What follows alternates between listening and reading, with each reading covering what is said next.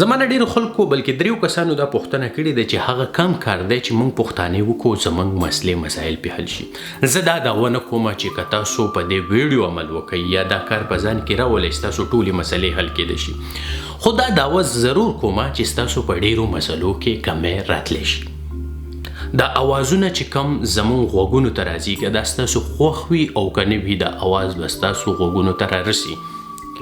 خو یو هوښیار سړی یا کارداره سړی هغه دی چې هغې اوازونو نه خپل دماغ خبر کړي او هغه دماغ د هغې نه هغه انفارمیشن واخلي. یو اواز راغی ستاسو غوږ ته او ستاسو دماغ پې کار وکړو چې دا د سوزکي اواز دی، دا د ټرک اواز دی، یا یو کس ستاسو ته لګیا دی ستاسو په غوږونو باندې خبرې لګي لکه څنګه چې ستاسو ما اورئ، خو ستاسو دماغ پې کار شروع کړي او ستاسو دماغ ورته دومره زیات کولاو وي چې تاسو د دې نه هغه پیغام واخلئ. اوس د اورېدو 15 قسمونه دي. د ټولو نه اولنی قسم چې دی اګنورینګ لیسنینګ، هغه اورېدل چې یو کس تاسو ته لګیا او تاسو یې د سره په قصه کې نه یې. د جمعې خطبه روانه ده، قاري صاحب یا مولای صاحب لګیا دی خطبه ورکوي او تاسو خپل نوک پورې نښتي یې وروره بیچړ کې تیلر کوئ، ځان یو بله دنیا ده. مولای صاحب چې څه وي ستاسو تر هغې وخته پورې خیال نه و چې هغه پاڅېده تاسو ته وی چې نیت تړئ. استاد لګیا دی، موږ چې کله په سکول کې وو موږ به شاته کوټه نه یې کولې. ډېر نوي ماشومانان به د دې څیز نه نوي خبر، خو نوي ماشومانان څه کوي د هغو سره موبایل او انټرنیټ په لاس کې راغلی. هغو علیشه 007 خان بابا پرمان کسکر داسې نور ډېر خلک ګوري استاد مخې ته لګیا دی ایټا بیټا ټیټا چې شروع کړی دی او موږ لګیو په سوشل میډیا کې. استاد چې څه وایي موږ د هغه په قصه کې نه یو. دا اولنی قسم دی او په دې قسم موږ ټول اخته یو، زیاتره موږ اګنورینګ لیسنینګ کوو. دویم قسم اورېدل هغه دی چې زه تا ته شو کم پریټینډ کم چې آو زه تا اورم. زه ستا سره په ټلیفون باندې لګیا یم او تا ته وایم آو صحیح ده، خو ناڅاپه زما د خولې نه وځي هلکه کس راغی وله وله وله وله وله.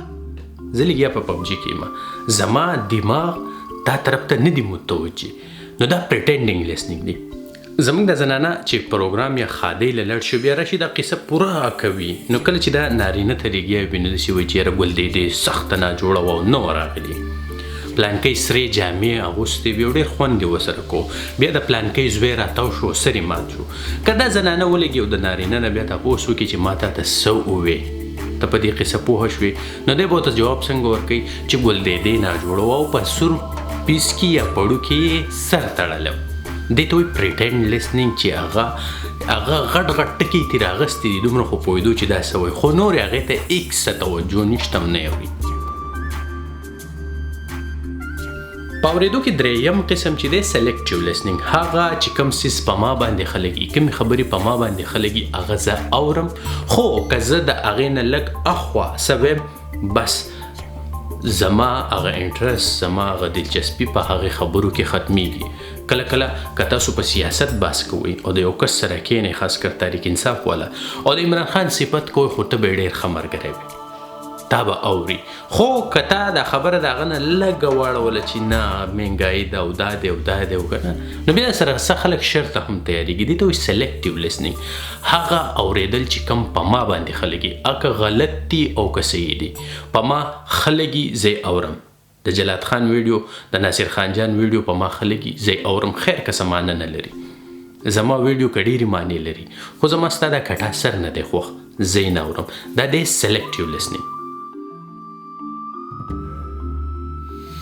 د اورېدو څلورم قسم اتنټیو لیسنینګ، هغه چې زما دماغ پکې ډېر زیات کار کوي، زه تا ته ډېر زیات اکټیو او متوجه ناست یم، خو زه صرف او صرف تا د دې دپاره اورم چې زه دلته ستا سره او اګري شم، متفقه شم او دلته په تا باندې ټک وکم، تا له جواب وکم، تا له جواب درکم. یو کس پر روان وي په منځ کې به خبره کوي که یې بله خبره نه وي پوره کړي، خو چې ما ته پوینټ میلاو شو زه به په تا باندې درټوپ کوم. دا په دې ټي وي شوز کې چې تاسو وینئ یا زموږ نور داسې دا نوي بونډارې چې لږې ډېرې خبرې یې زده کړي وي، بل کس خبرې ته نه پرېږدي او د دې په منځ کې ځان وردانګي، نو دی اوري، د ده دماغ هم کار کوي، خو دی صرف او صرف د دې دپاره اوري چې تا لاجوابه کړي، تا له جواب درکړي او تا په ځای باندې کښېني. دا یو داسې قسمه اوریدل دي چې د دې نه هغه انفارمیشن دی اخیستنه غواړي، دی په پازیټیو په مثبت طریقه باندې تا اوریدل نه غواړي، خو دی صرف او صرف تا لاجوابه کول غواړي. دا اولني 4 دغه چې دي دا په موږ کې ډېر زیات کامن دي. 5 له راځو، تاسو په 5 عمل وکړئ. د اوریدو 5مه طریقه امپیتیک لیسنینګ چې زموږ په پښتنو کې خو یا نشته یا ډیره زیاته کمه ده. د اوریدو هغه طریقه چې په هغې کې اواز زموږ غوږونو ته راشي خو زموږ دماغ ورسره کار کوي.